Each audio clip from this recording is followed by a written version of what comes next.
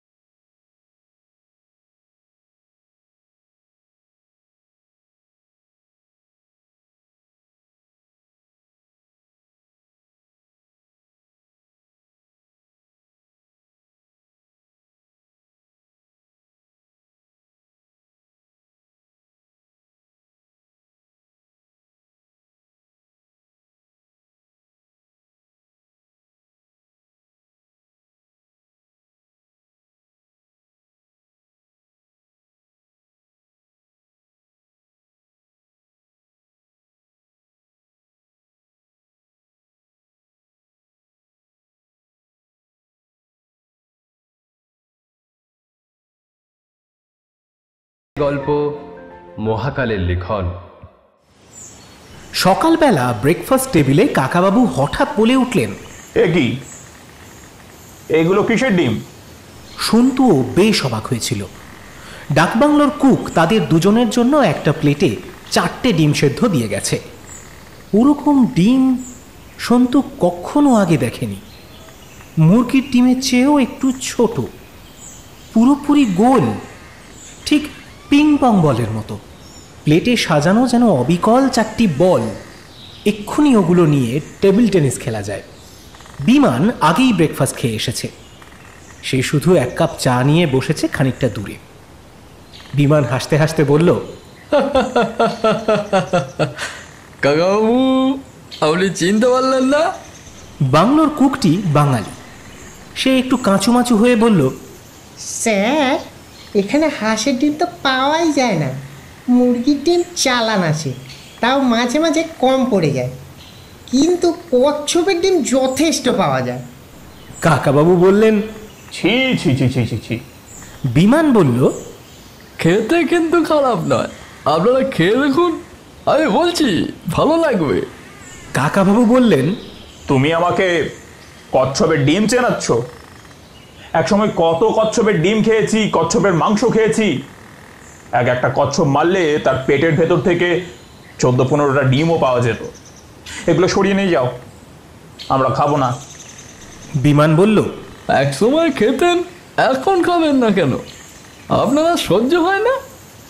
তাহলে সন্তু খেয়ে নিক। কাকাবাবু বললেন, না, সন্তুও খাবে না। তোমরা জানো না কচ্ছপ মারা নিষেধ? সারা পৃথিবীতে এই কচ্ছপের সংখ্যা খুব কমে যাচ্ছে। আর কিছুদিন পর কচ্ছপ একেবারে নিশ্চিহ্ন হয়ে যেতে পারে। শুধু শুধু এইভাবে কচ্ছপের ডিম নষ্ট করার কোনো মানে হয়? বিমান বলল, তা অবশ্য ঠিক, কিন্তু এগুলো তো সেদ্ধই হয়ে গেছে। এগুলো খেয়ে নিন, এগুলো থেকে তো আর বাচ্চা বেরোবে না। কাকাবাবু বললেন, তবুও খাওয়া উচিত নয়। তুমি যদি ভাবো এই ডিমগুলো তো আমি নিয়ে আসিনি, আমি সেদ্ধও করিনি, সুতরাং আমার খেতে দোষ কি? তাহলে অন্য লোক আরো বেশি করে এই ডিম ধরবে, বাজারে এনে বিক্রি করবে। সেই জন্য একদম খাওয়া বন্ধ করে দিতে হবে। ডিম নিয়ে যাও, আমরা শুধু টোস্ট আর চা খাবো। বাংলোর কুকটি বললেন, স্যার, আপনি বললেন কচ্ছপ কমে যাচ্ছে, এদিকে কিন্তু কচ্ছপ পাওয়া যায়। ওরা সমুদ্রে থাকে, কিন্তু ডিম পারবার সময় ওপরে উঠে আসে। মাটিতে সামান্য গর্ত করে ডিম পারে, তারপর আবার মাটি চাপা দিয়ে চলে যায়। লোকেরা সেই মাটি খোঁড়া দেখলেই চিনতে পারে। কাকাবাবু বললেন, আর লোকেরা অমনি সেই ডিমগুলো চুরি করে আনে, তাই তো? এখন যতই কচ্ছপ থাক, এইভাবে ডিম নষ্ট হলে একদিন কচ্ছপের বংশ ধ্বংস হয়ে যাবে না? পৃথিবীর কত প্রাণী এইভাবে শেষ হয়ে যাচ্ছে। বিমান বলল, কচ্ছপ মারাও যে খুব সোজা, একবার এই ধরে একবার উল্টে দিতে পারলেই হয়। ওরা তো নিজে নিজে আর সোজা হতে পারে না। কাকাবাবু বললেন, নিরীহ প্রাণী বলেই একসময় সাহেবরা হাজার হাজার কচ্ছপ মেরে ফেলেছে। ভারত মহাসাগরে এমন অনেক দ্বীপ ছিল, সেখানে লক্ষ লক্ষ কচ্ছপের বাসা ছিল। এক একটা দ্বীপে যখন সাহেবদের জাহাজ নেমেছে, তখন খেলার ছলে তারা যত ইচ্ছে কচ্ছপ মেরেছে। বিমান বলল, সাহেবরা তো সর্বভূক, কচ্ছপের মাংস ওরা নিশ্চয়ই খায়। কাকাবাবু বললেন, হ্যাঁ, টাটল স্যুপ তো অনেকেরই প্রিয়, কিন্তু শুধু খাওয়ার জন্য নয়, বললাম না, খেলার জন্য মেরেছে। একদিনে কি আর হাজার হাজার কচ্ছপ খাওয়া যায়? মজা করার জন্য, স্রেফ মজা করার জন্য জাহাজের খালাসিরা কচ্ছপগুলোকে ধরে উল্টে দিত। কে কটা পারে তার প্রতিযোগিতা হতো। তারপর ওরা জাহাজ নিয়ে চলে যেত। দিনের পর দিন হাজার হাজার কচ্ছপ অসহায়ভাবে চিত হয়ে পড়ে থাকতো। দৃশ্যটা ভাবো তো। তারপর তারা আস্তে আস্তে শুকিয়ে মরে যেত। সন্তু বলল, ইস। বিমান বলল, চলুন কাকাবাবু, এবার আমাদের বেরোতে হবে। কাকাবাবু চায়ের কাপে শেষ চুমুক দিয়ে উঠে দাঁড়ালেন। ডাইনিং রুম ছেড়ে সবাই চলে এলো বাইরে। একটা ঝকঝকে নতুন জিপসি গাড়ি অপেক্ষা করছে ওদের জন্য। উর্দি পরা ড্রাইভার দরজা খুলে দিল। কাকাবাবু জোরে একবার শ্বাস টেনে বললেন,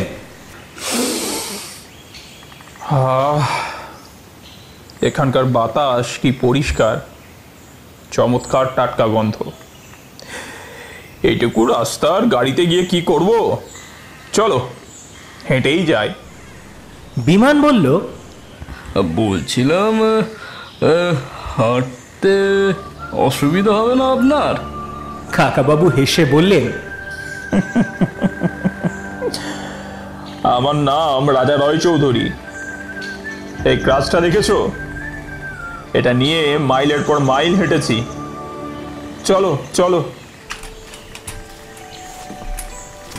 রাস্তাটা ঢালু হয়ে নেমে গেছে সমুদ্রের দিকে। একেবারে লেখার কালির মতো ঘন নীল জল, রয়্যাল ব্লু। খুব কাছেই একটা দ্বীপ। সবুজ গাছপালায় এমন ভর্তি যে এখান থেকে মনে হয় 1 ইঞ্চি জায়গাও খালি নেই। এমন নিবিড় জঙ্গল সন্তু আর কখনো দেখেনি। সন্তু এই দ্বিতীয়বার এসেছে আন্দামানে। পোর্ট ব্লেয়ার শহরটা তার কাছে বেশ চেনা লাগছে। মনটা বেশ খুশি খুশি লাগছে তার। এখানকার সমুদ্র অন্যরকম। দীঘা বা পুরীর সঙ্গে কোনো মিল নেই। তীরের কাছে জল একটুও খোলা নয়, একেবারে স্বচ্ছ। একটুক্ষণ তাকিয়ে থাকলেই মাছের ঝাঁক দেখা যায়। মোটর লঞ্চটাও রেডি হয়ে আছে। ওপরের ডেকের রেলিংয়ে হেলান দিয়ে দাঁড়িয়ে আছেন লঞ্চের মালিক রূপেন মিত্র। কাকাবাবুদের দেখে দুহাত জোর করে নমস্কার করলেন। আরে আসুন আসুন মিস্টার রয় চৌধুরী, আমরা ঠিক 9টার সময় স্টার্ট করব। লঞ্চটা মাঝারি আকারের, নিচে 4খানা কেবিন। অনায়াসে 8 জন লোক শুতে পারে। রান্নাবান্নার ব্যবস্থাও আছে। একসঙ্গে বেশ কয়েকদিন সমুদ্রের বুকে ঘুরে বেড়ানো যায়। রূপেনবাবুদের ঝিনুক আর মাদার অফ পার্লের ব্যবসা। আন্দামান দ্বীপপুঞ্জের কাছাকাছি সমুদ্রে ঝিনুকের অন্ত নেই। কত রকমের ঝিনুক, মাঝে মাঝে শঙ্খ উঠে আসে। মাদার অফ পার্ল দিয়ে মেয়েদের গয়নার লকেট হয়। এবার অবশ্য এই লঞ্চে ঝিনুক তুলতে যাওয়া হচ্ছে না। বিমান একজন বিমান চালক। তার নামের সঙ্গে কাজের খুব মিল। সে ইন্ডিয়ান এয়ারলাইন্সের পাইলট। মাঝে মাঝেই তাকে আন্দামান আসতে হয়। রূপেন মিত্তিরদের সঙ্গে তার খুব ভাব। বিমানী কাকাবাবুদের এখানে বেড়াতে আসার ব্যবস্থা করে দিয়েছে। ওপরের ডেকে কয়েকটা চেয়ার পাতা আছে। সবাই বসলো সেখানে। লঞ্চটা বন্দর ছেড়ে ছুটে চলল গভীর সমুদ্রে। পাশ দিয়ে মাঝে মাঝেই অন্য লঞ্চ যাচ্ছে, সেগুলোতেও যাত্রী ভর্তি।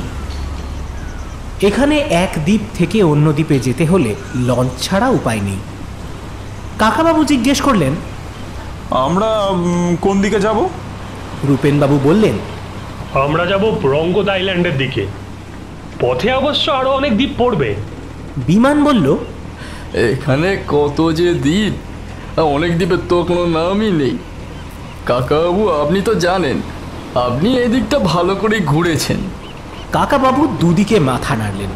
বিমান আবার বলল, জানেন রূপেনবাবু, একবার কাকাবাবু আর সন্তু একেবারে হিংস্র জালোয়াদের মধ্যে গিয়ে পড়েছিলেন।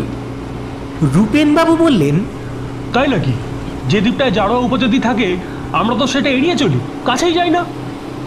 আপনি গেলেন কি করে? ওরা আপনাদের মেরে ফেলার চেষ্টা করেনি? কাকাবাবু মৃদু হেসে বললেন, সে এক লম্বা গল্প, এখন সে কথা থাক।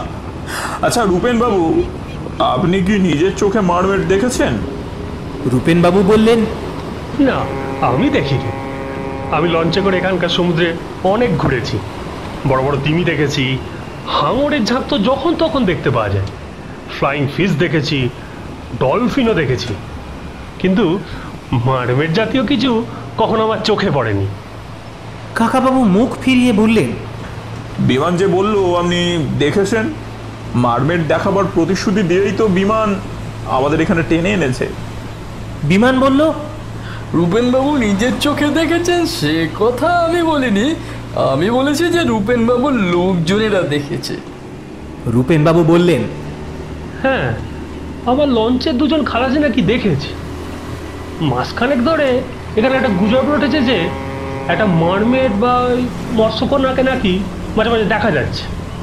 কোনো নির্জন দ্বীপের ধারে বালির ওপর সে বসে থাকে, মানুষের সামান্য সারা শব্দ পেলেই চোখের নিমেষে জলে ঝাঁপ দেয়, তারপর গভীর সমুদ্রে মিলিয়ে যায়। রঙ্গদার মায়ামন্দিরের বেশ কয়েকজন লোকই নাকি দেখতে পেয়েছে তাকে। কাকাবাবু জিজ্ঞেস করলেন, আপনি এটা বিশ্বাস করেন? রূপেনবাবু বললেন, আমার বিশ্বাস অবিশ্বাসের কিছু নেই, নিজের চোখে তো দেখিনি। কাকাবাবু আবার জিজ্ঞেস করলেন, যারা দেখেছে তারা মারমেডটিকে কেমন দেখতে বলেছে? রূপেনবাবু বললেন, ওপরের দিকটা একটা সুন্দরী মেয়ে, লম্বা চুল, ফর্সা রং, টানা টানা চোখ। তার তলার দিকটা মাছের মতো, দুটো পা নেই, তার বদলে লেজ, যেমন হয়। কাকাবাবু বললেন, সবাই ওই রকমই বলে। কোপেনহেগেন শহরে ওরকম একটা মারমেডের মূর্তিও আছে। বিমান বলল, হ্যাঁ, সেটা তো বিখ্যাত, আমি দেখেছি। কাকাবাবু বললেন, হ্যাঁ, মূর্তিটা তুমি দেখেছো, কিন্তু আসল মারমেড এ পর্যন্ত কোনো মানুষের চোখে পড়েনি। বিমান বলল, হ্যাঁ, কেউ দেখেনি? তবে বহুকাল ধরে এত গল্প। কাকাবাবু বললেন, সবই গল্প, মানুষের কল্পনা, কোনো প্রমাণ নেই। সন্তু বলল, আমি ক্যামেরা এনেছি, সত্যি যদি একটা মারমেড দেখতে পাই তাহলে পটাপট ছবি তুলব, তাহলে সেটা একটা বিরাট আবিষ্কার হবে, হ্যাঁ তাই না? কাকাবাবু বললেন, তা হবে, কিন্তু বেশি আশা করিস না। বেশি আশা করলে বেশি নিরাশ হতে হয়। সমুদ্রে ওরকম প্রাণী থাকা সম্ভব নয়। বিমান অবিশ্বাসের সুরে বলল, থাকতে পারে না? এ কথা কি করে বললেন? সমুদ্রে এখনো কত রকমের রহস্যময় প্রাণী আছে, মানুষ কি সব জানে? কাকাবাবু বললেন, রহস্যময়ী প্রাণী থাকতে পারে, কিন্তু যে প্রাণীর ওপরের দিকটা মানুষের মতো, তার হার্ট আর লাংসও তো মানুষের মতন হবে, সে বেশিক্ষণ জলে ডুবে থাকতে পারবে কি? তবে অন্য দুটি প্রাণীর সন্ধান পাওয়া গেছে, তাদের দেখে অনেকে মানুষ বলে ভুল করে। সন্তু জিজ্ঞেস করল, মানুষের মতন প্রাণী? কাকাবাবু বললেন, মোটেই মানুষের মতো প্রাণী নয়, একেবারে জলজন্তু। একটির নাম মানাটি আর একটির নাম ডুগং। এরা বিরাট বিরাট প্রাণী, এক একটির ওজন প্রায় 1 টন। তিমি মাছ যেমন জলের ওপর মুখ ভাসিয়ে নিঃশ্বাস নেয়, তেমনি মানাটি আর ডুগংরাও প্রায়ই জলের ওপর মুখখানা ভাসিয়ে থাকে। বহুকাল ধরেই গভীর সমুদ্রে নাবিকরা এদের দেখেছে। এদের মুখের সঙ্গে মানুষের কিছুটা মিল আছে।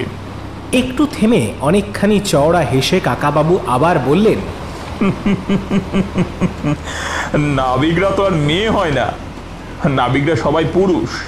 সেই জন্য মানুষের মুখের সঙ্গে কিছুটা মিল আছে এমন প্রাণী দেখেই নাবিকরা তাকে কোনো মেয়ে বলে মনে করে। সেই থেকেই মৎস্যকন্যার কাহিনী চালু হয়েছে। সন্তু জিজ্ঞেস করলো, ওই মানাটি আর ডুগংদের কেমন দেখতে? কাকাবাবু বললেন, আমি নিজের চোখে দেখিনি, ছবি দেখেছি। কয়েকজন বৈজ্ঞানিক দেখে লিখেছেন যে ওদের মুখ বিচ্ছিরি রাগী বুড়োর মতো, সাধারণ মানুষের মুখের চেয়ে অনেকটা বড়। এদের তলার দিকটা মাছের মতন, কিন্তু এরা মাছ নয়, ম্যামেল, অর্থাৎ স্তন্যপায়ী প্রাণী। শিরদাঁড়া আছে। বিমান বলল, দুধ চাই। কাকাবাবু বললেন, আমি মারমেড দেখার আশা করিনি, তবে একটা মানাটি কিংবা ডুগং যদি দেখতে পাই সেটাই যথেষ্ট।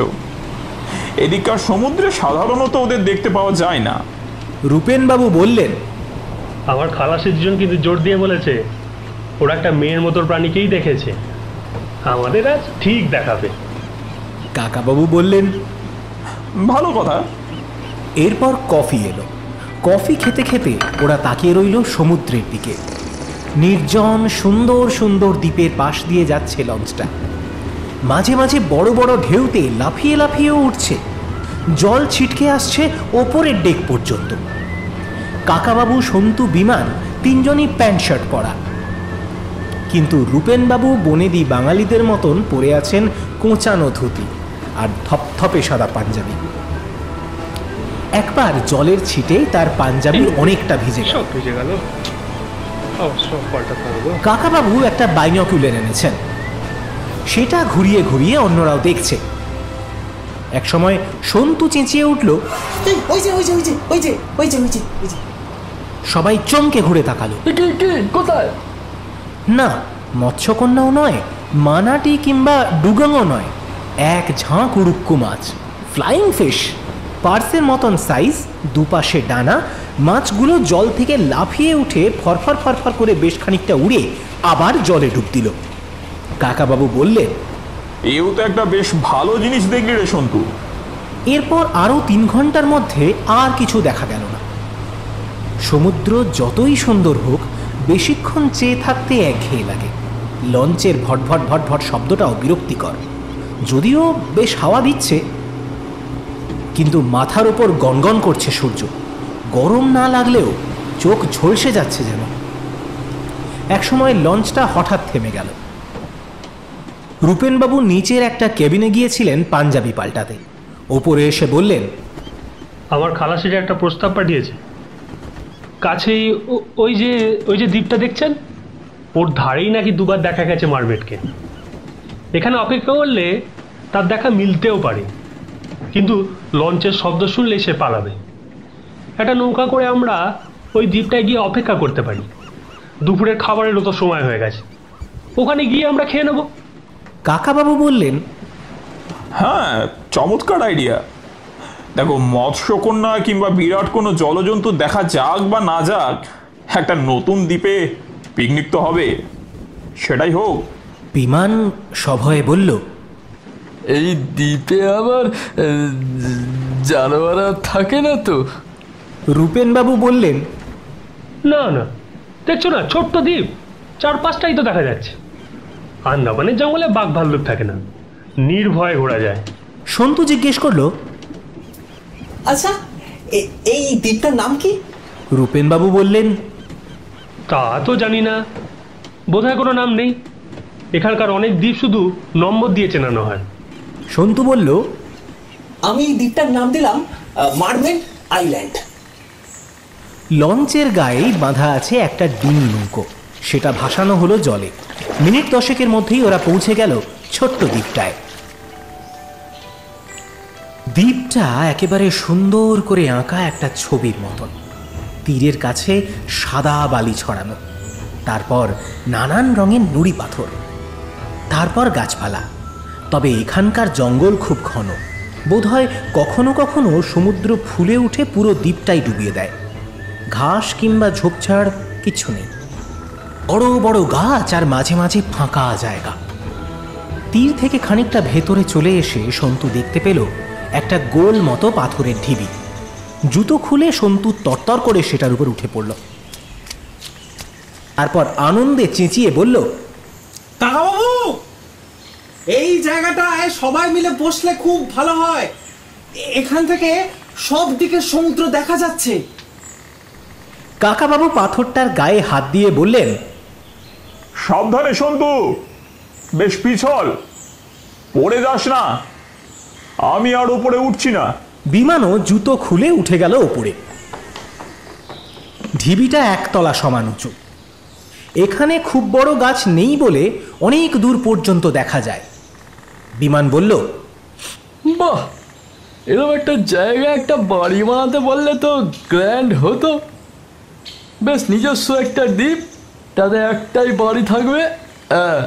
কাকাবাবু বললেন, আমি বরং সমুদ্রের ধার দিয়ে দ্বীপের চারপাশটা একবার ঘুরে আসি।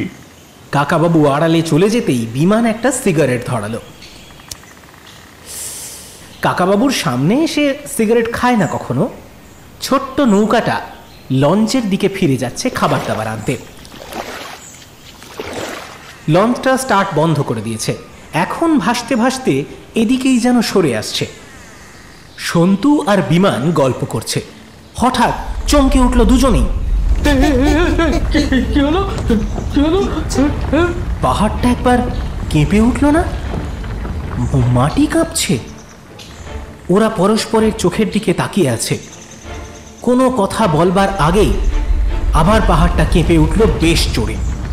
এবার বিমান চিৎকার করে উঠল, ভূমিকম্প! ভূমিকম্প হচ্ছে! ভূমিকম্প! সন্তু সরাত করে পাথরটা থেকে গড়িয়ে নেমে চেঁচিয়ে বলল, কাকাবাবু, সাবধান, ভূমিকম্প হচ্ছে। সন্তুর ধারণা হলো ভূমিকম্পে দ্বীপটার মাঝখানটা ফেটে দুভাগ হয়ে যাবে, তারপর সব শুদ্ধ ডুবে যাবে সমুদ্রে। কাকাবাবু জলের ধারে গিয়ে দাঁড়িয়েছিলেন, পিছিয়ে এলেন খানিকটা। সন্তু আর বিমান দুজনেই চেঁচাচ্ছে। তিনি ওদের কাছে এসে বললেন, কি হয়েছে? কোথায় ভূমিকম্প?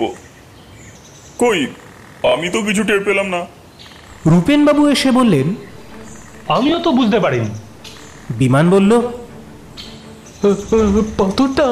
পাথরটা দুবার কেঁপে উঠলো। সঙ্গে সঙ্গে সন্তু চোখ বড় বড় করে সাংঘাতিক বিস্ময়ে বলল, কি হচ্ছে? ওদের চোখের সামনে পাথরের ঢিবিটা দুলতে শুরু করেছে আর একটু একটু এগোচ্ছে, ঠিক জীবন্ত কোনো প্রাণীর মতন। ভয় পেয়ে সবাই ছিটকে দূরে সরে গেল। বিমান বলল, ওরে বাপরে, এটা কোন বিরাট জন্তু! রূপেনবাবু এক দৌড় মেরে জলের ধারে গিয়ে তার খালাসিদের ডেকে বলতে লাগলেন, ওরে রঘু, রতন, মানসিং, শিগগির লঞ্চটা নিয়ে এসো। প্রকাণ্ড প্রকাণ্ড জানোয়ার, মেরে ফেলবে, মেরে ফেলবে। পাথরের ঢিবির মতো প্রাণীটা একটু একটু নড়তে লাগলো, শুধু ওদের দিকে তেড়ে এলো না। কাকাবাবু সাহস করে একটু এগিয়ে এসে একটা ক্র্যাচ দিয়ে পাথরটার গায়ে একটু ঘষে দিলেন। সেটার উপরে শ্যাওলা জমে আছে, একটুখানি খসে গেল। কাকাবাবু বললেন, এটা তো মনে হচ্ছে একটা কচ্ছপ। বিমান বলল, এত বড় কচ্ছপ তা কখনো হতে পারে? কাকাবাবু বললেন, দাঁড়াও দাঁড়াও দাঁড়াও, দেখি। কচ্ছপ বলে নিশ্চয়ই একটা মুখ থাকবে, মুখটা দেখলেই বোঝা যাবে। কাকাবাবু প্রাণীটার চারপাশে ঘুরতে লাগলেন। বেশি খুঁজতে হলো না, একটা গাছের আড়াল থেকে ঝটাং করে বেরিয়ে এলো তার গলা আর মুখ। হাতি সুরের মতন মোটা, ক্রিকেট বলের সাইজের দুটো চোখ যেন বেরিয়ে আসতে চাইছে, দেখলেই বুক কেঁপে ওঠে। কাকাবাবু তবু ভয় পেলেন না। তিনি বললেন, মুখটা দেখে পরিষ্কার বোঝা যাচ্ছে এটা কচ্ছপ। সমুদ্রে অনেক বড় বড় কচ্ছপ থাকে বটে, কিন্তু এত বড় কচ্ছপ যে হতে পারে তা কখনো শুনিনি। সন্তু বলল, কাকাবাবু আর এগিয়েও না। কাকাবাবু বললেন, কচ্ছপ যখন তখন ভয়ের কিছু নেই, এরা নিরীহ প্রাণী, মানুষকে তেড়ে এসে কামড়ায় না।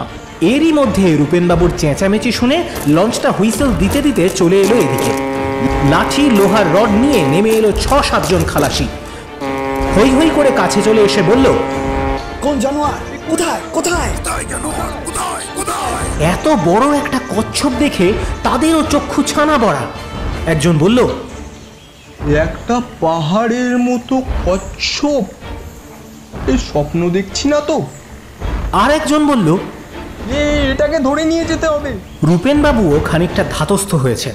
তিনি এবার খুব উৎসাহের সঙ্গে বললেন, হ্যাঁ, এটাকে পোর্ট ব্লেয়ারে নিয়ে যাবো, তারপর কলকাতায় নিয়ে যাবো।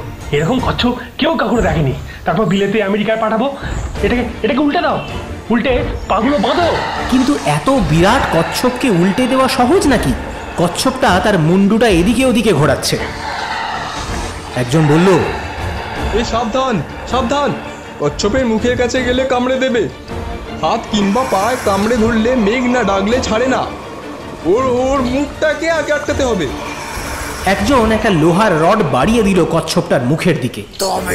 কচ্ছপটা সেটা সঙ্গে সঙ্গে কামড়ে ধরে দুটো ঝটকা মারতেই রডটা ভেঙে দুটুকরো হয়ে গেল। রূপেনবাবু দূর থেকে এক লাফ দিয়ে বললেন, ওরে বাপরে, হ্যাঁ, দাঁতের কি জোর! রঘু নামের একজন খালাসি বলল, স্যার, আমি কচ্ছপ ধরার কায়দা জানি। একটা শক্ত নাইলনের দড়ি চাই। একজন দড়ি আনতে ছুটে গেল। অন্য সবাই গোল হয়ে ঘিরে দাঁড়িয়েছে। এত বড় চেহারা নিয়েও কচ্ছপটা বোধহয় বেশ ভীতু প্রাণী। সে দৌড়ে পালাবারও চেষ্টা করলো না, কাউকে তেড়ে কামড়াতেও এলো না। রঘু নাইলনের দড়িটা পেয়ে একটা ফাঁস তৈরি করলো। তারপর সেটাকে ছুঁড়ে দিল কচ্ছপটার মুখের দিকে। 2-3 বারের চেষ্টায় ফাঁসটা জড়িয়ে গেল তার গলায়। দুজন খালাসি দুদিক থেকে টান মারতেই সেটা আঁট হয়ে গেল। কয়েক ফোঁটা জল গড়িয়ে পড়ল তার দুটো চোখ দিয়ে। সন্তু বলল, কচ্ছপটা বোধহয় খুব বড়। কাকাবাবু বললেন, শুনেছি ওরা বহুদিন বাঁচে। এর বয়স কয়েকশো বছর হলেও আশ্চর্য কিছু হব না। রঘু বলল, এবার সবাই মিলে হাত লাগিয়ে ওকে উল্টে দিতে হবে। সবাই এসে হাত লাগাবার আগেই কচ্ছপটার পিঠটা কেঁপে উঠল কয়েকবার। ওর পিঠে কিছু কিছু মাটির চাপড়া ছিল, তা খসে পড়ল। তখন দেখা গেল তার পিঠে অনেক হিজিবিজি দাগ। সন্তু বলল, কাকাবাবু দেখুন দেখুন, এই দাগগুলো মনে হচ্ছে এক জায়গায় বাংলা ও লেখা আছে। কাকাবাবু বললেন, ঘরের দেয়ালে জল পড়ে নোনা ধরলে অনেক সময় এরকম মনে হয়। নয় রে, পাশের দাগটা ঠিক আকারের মতো। বিমান রূপেনবাবুরাও ঝুঁকে এসেছেন দেখতে। বিমান বলল, তার পাশেই তো র, কেউ যেন লিখেছে আর। কাকাবাবু ক্র্যাচ দিয়ে কচ্ছপটার পিঠটা খুব ভালো করে ঘষলেন। অনেক ময়লা সরে গেল। এবার ফুটে উঠল আরো অক্ষর। আর এর একটু পরেই মা। সন্তু বলল, তারপরে এটা কি? এ মা এ। কাকাবাবু বললেন, এ নয়, তয়ে রফলা মাত্র, তাহলে হলো আর মাত্র। রূপেনবাবু বললেন, আশ্চর্য, কচ্ছপের পিঠে এরকম লিখলো কে? কাকাবাবু গভীর বিস্ময়ে কচ্ছপের পিঠের দিকে তাকিয়ে রইলেন কয়েক মুহূর্ত। তারপর অভিভূতভাবে বললেন, প্রকৃতি লিখে দিয়েছে, কিংবা মহাকালও বলতে পারেন। প্রবাদ আছে, মহাকুর্ম অর্থাৎ বড় কোনো কচ্ছপের পিঠে মহাকাল তার ইতিহাস লিখে রাখে। সন্তু বলল, আরো কিছু লেখা আছে। কাকাবাবু বললেন, আমি সবটাই পড়তে পারছি রে, ওই দেখ ভালো করে। আর মাত্র 2টি, মেরো না। সন্তু বলল, হ্যাঁ, স্পষ্ট পড়া যাচ্ছে। প্রকৃতি লিখে দিয়েছে যে পৃথিবীতে এরকম কচ্ছপ মাত্র 2টো বেঁচে আছে। বিমান বলল, কি বলছিস? প্রকৃতি কিংবা মহাকাল বাংলায় লিখবে নাকি? কাকাবাবু বললেন, মহাকাল কখন কোন ভাষায় কি লেখেন তা তুমি আমি কি জানি, কিন্তু কথাগুলো যে লেখা রয়েছে তা তো সত্যি। কচ্ছপটা নিজেই পিঠ ঝাঁকিয়ে তা আমাদের দেখালো। তারপর হঠাৎ কাকাবাবু হাত জোড় করে আবেগের সঙ্গে খালাসিদের বললেন, আপনাদের কাছে অনুরোধ করছি, ওকে ছেড়ে দিন। বন্দি অবস্থায় যদিও মরে যায় তাহলে পৃথিবী থেকে এই কচ্ছপ একেবারে নিশ্চিহ্ন হয়ে যাবে। এতে ধ্বংস করার কোনো অধিকার আমাদের নেই। খালাসিরা চুপ করে দাঁড়িয়ে রইল। রূপেনবাবু বললেন, ওরে বাপ রে বাপ, জন্মেও কখনো এমন দেখিনি। ভগবান নিজে লিখে দিয়েছেন ওকে মেরো না, ওকে বন্দি করলে আমাদের মহা পাপ হবে। ইনি সাক্ষাৎ কুর্ম অবতার। ওরে ছেড়ে দে, ছেড়ে দে, শিগগির ছেড়ে দে। খালাসিরা এবার ফাঁস খুলে নিল ওর গলা থেকে। কাকাবাবু সবাইকে দূরে সরে যেতে বললেন। সকলে সার বেঁধে কচ্ছপটার পেছন দিকে গিয়ে দাঁড়ালো। কচ্ছপ এবার থপ থপ করে এগোতে লাগলো জলের দিকে। রূপেনবাবু হাত জোড় করে বললেন, জয় বাবা কুর্ম অবতার, আমাদের দোষ নিও না। তাঁর দেখা দেখি অন্য খালাসিরাও নমস্কার করলেন। কচ্ছপটা জলের কাছাকাছি গিয়ে একবার মুখটা ফিরিয়ে ওদের দেখল। তারপর প্রবল আলোড়ন তুলে মিলিয়ে গেল নীল সমুদ্রের জলরাশির মধ্যে। আপনারা শুনছিলেন সুনীল গঙ্গোপাধ্যায়ের লেখা কাকাবাবু সিরিজের ছোট গল্প মহাকালের লিখন। গল্পটি ভালো লাগলে আপনার আত্মীয়, পরিজন ও বন্ধুদের সাথে শেয়ার করুন, লাইক করুন ও কমেন্ট করে জানান আপনার মন্তব্য।